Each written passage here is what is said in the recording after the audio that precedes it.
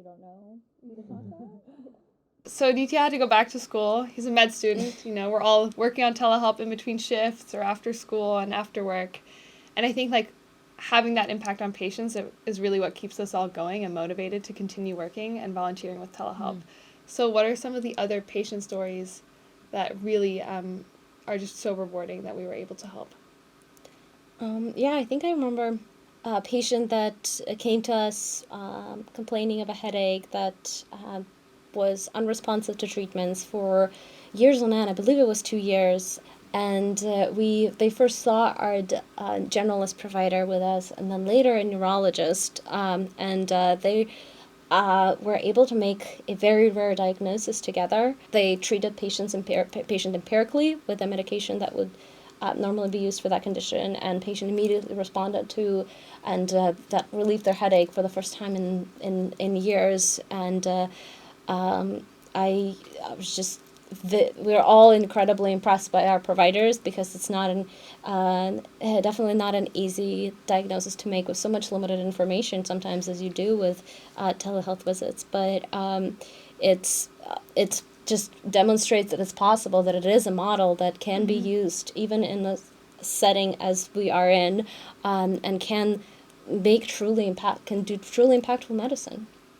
I think it's so important to keep in mind that we can make a difference and make truly impactful medicine, because while we have so many success stories, there are also those stories that just didn't quite work out, or are still sort of unclear or up in the air. And I actually just had one happen to me in the last few weeks where, a young girl presented to Telehelp Ukraine with suicidality and self-harm, which happens to be my specialty and seems like it would be a perfect fit. But the fact of the matter is that, one, being a telehealth platform, two, being across the country, we are not always best suited to provide direct care to high acuity, high intensity patients. And on top of that, this patient happened to have fled to a country that we do not have the ability to provide care in, which was really hard for me to be able to see a teen that otherwise would have been right up my alley, and to not be able to establish this longer term relationship and think how do we still do something for this family. And so we were really lucky that I was able to do some safety planning, to provide some basic education and support to the parents while we tried to link them to care in the country that they were in. And, that's a case they were so excited to come to us and so excited to finally get care. And unfortunately, we just weren't able to provide it to them. And, while we were not able to provide it to them and it's unclear what's going to happen, at least they did have someone have that initial touch base. And now we're working with them to try and find a provider. Are we going to be able to do it? I don't know. And that's just the case of the matter of working with a diaspora that's now spread out across the world, and treating really acute patients sometimes. And I think that's really hard as a provider when you have the skills and you have the services and it still doesn't line up. And I think what keeps me going is these success stories and knowing that we're at least able to do something and try to get them linked with services. And do you think, because we have health navigators who kind of accompany the patients throughout their patient journey with telehelp, who are also there, to help look for resources in the country they might be located in, or with a specialty they might require, that we are able to try and help patients that we don't have the services to provide ourselves, but connect them with the proper resources and local resources to help them in their acute situations? I think so, and we have been able to, this patient we were able to follow up with, an additional appointment at least to be hey, okay, did those initial services, our health navigators on the back end, did those initial referrals we give you work out? Me being okay, well, what's going on? Can we still check in on safety real quick? Can I provide you an additional few skills or some additional quick safety planning? And let's check back in and give you more resources. And, I think it's super helpful for me to a provider. And what keeps me staying is knowing I don't have to drop them. And I was able to say to our services, okay, we can't provide services to you here, but if this patient does not work out, reach back out to us. We will keep searching. And I think that's such a unique part of Telehelp Ukraine, is having the health navigators, and really helps us as providers feel supported, because it's scary to think you're sending out this patient with nothing, and that's not what it feels like, because I know the health navigators are there to try and connect them. Yeah, and I think that's we try to, I think sometimes we focus on the positive, on those success stories to keep everyone motivated to continue doing their work, but we also on the other side, try to focus on where are the gaps that we're leaving behind. How do we strengthen our partnerships with other organizations everywhere in the world so that we can have those tools that we can reach for fairly quickly and effectively when we need them, when they aren't in our toolbox, they're in someone's toolbox, but it's just up to us to make a connection, to build a productive relationship with them, and it's going to be continuously a growing area for us. And I think that's also kind of the journey of how we evolved into having different specialties. You know, we started with a few and then evolved into having many more by realizing, like, where are our gaps and what do patients need, and how can, like, even providers within telehelp, like, refer one patient to each other to get them, like, better care and get them more appropriate care for their specific diagnosis or condition. Yeah, I think that's been really helpful and really effective. Do you feel like there's a strong community of providers that's all trying to address each patient and trying to figure out, like, what is the best way that we can provide personalized care to them in their specific scenario and with their specific symptoms or conditions? I do, and I think it's because we have a lot of, like, back-end stuff, like something as small as our, like, telehelp clinicians telegram chat, like, is so helpful, because when I see a patient that I'm not equipped to treat, I can literally, you know, I can reach out to our health navigators, but I can also just send out a message and be like, hey, I have this kind of patient, I just don't do that kind of work, who here does that kind of work? And usually someone responds pretty quickly, and then you're like, okay, they're connected. Yeah. You know, we do face a lot of challenges in terms of the operation, in terms of recruitment and maintaining the volunteers and maintaining the engagement. And obviously, as we know, a lot of people have life outside of telehelp. And what do you think that contributes to longevity of people volunteering and offering their time? I think we already kind of touched base of feeling like you supporting someone and you want to be part of the community. For me, I would probably add that in some way it's professional growth. What else would you think is like things that attributed to people staying around and continuing donating their time to this organization? I think it's just having real impact. I think just knowing that we are seeing patients every day and that people are utilizing our services and coming back. You mentioned you've had patients for 6 months now that you've been seeing regularly, you know, who've, like, probably benefited so greatly from having the chance to talk with you and, like, having appointments with you. And I think regardless of where you are in the organization, we always try and emphasize the impact we are having on patients, and, you know, we share patient feedback and stories from those appointments to really showcase, like, whatever you're doing within the organization is helping, you know, keep telehelp alive and, like, keep providing care to people who really need it. That's free and high quality and ranges from medical to mental health. I think we were talking about earlier how we have a lot of little interconnections at Telehelp Ukraine because we started so small that we've all, like, recruited friends or significant others or colleagues, like, internally. And I think that is maybe at the beginning what gets people to join is, like, knowing someone else in Telehelp Ukraine. But I think what, as a provider, what's gotten me to stay, I think what gets us to stay is the larger community that you build. Not just that you're helping the patients, but that you feel like you're part of something bigger than yourself, and that you build these new friendships, new connections. Like, even when you haven't met anyone in person, like, I have barely spent any time with both of you in person, yet I feel like I know both of you. Exchanged, like, thousands of emails.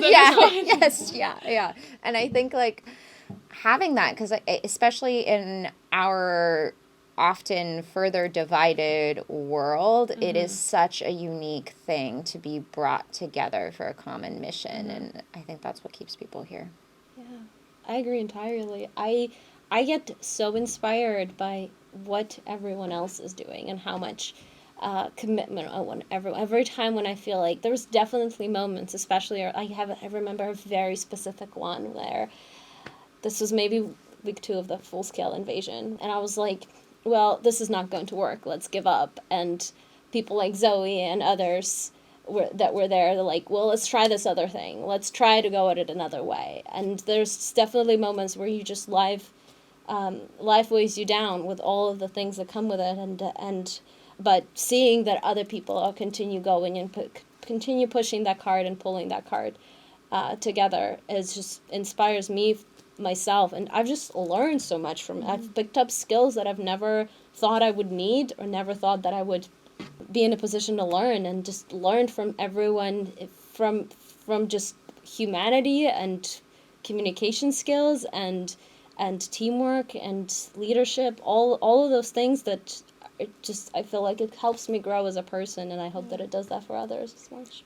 And I think, Dan touched on this earlier, but as much as we are like in a very unique position with like a very unique organization, we're also just facing a lot of the issues that like a lot of bigger organizations or growing and scaling organizations face. Dan was talking about working remotely across time zones, like engagement, whether it's volunteers or in a for-profit organization that would be employees. Like all these things are very common things that arise. I think what's actually just more unique about us is that we started as students trying to deal with all these problems who had very limited work experience.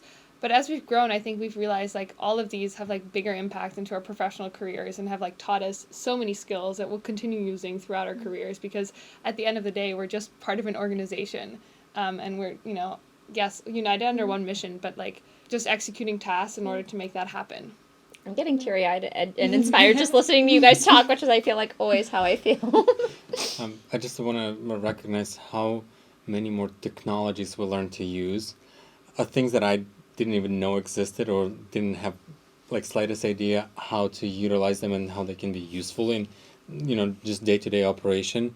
And this like ongoing challenge of learning new things and just acquiring skills that I would never thought that I would need for whatever reason, and just learning that there are a lot of people that are extremely talented, and there are a lot of very new and novel things that they're willing to test, to implement, and we can actually build, like write the history here. This is like a forefront of the world history at the moment, and we in some ways contributing to writing a tiny little chapter in it. Yeah. I agree. I think, Telehelp Ukraine is really like at the forefront of the intersection of technology and medicine. And we're constantly like evolving and like utilizing new things to try and improve our current offering, and like both on the medicine side and the technology. And like combining those two has been like really powerful for us, getting to, like start this based in the US and then provide it in a whole different continent, different language, different cultural nuances, and now uniting people from all over the world, including physicians, interpreters, and volunteers. So I'm just looking back at how we started, how it's going, and how we see the future in terms of Russian invasion of Ukraine, and after Ukrainian victory, the rebuilding of the country, and what the future of Telehelp Ukraine might look like.